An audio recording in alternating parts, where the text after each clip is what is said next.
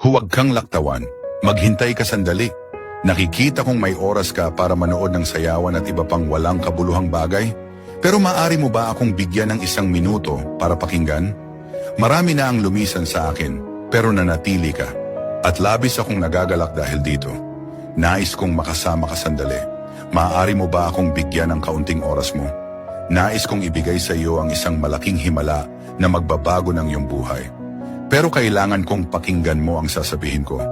Ako si Hesukristo, ako ang iyong tagapagligtas. Pero tila hindi ka nagmamalasakit sa akin. Palagi kitang inaalagaan mula nang ikaw ay ipanganak. Pinagpala at iningatan kita mula sa maraming panganib na pwedeng ganap na magbago ng iyong buhay. Hindi kita kailanman iniwan at hindi kita iiwan kailanman. Aking anak na babae, maaari mo bang gawin ang isang bagay para sa akin? Ibahagi mo ang mensaheng ito sa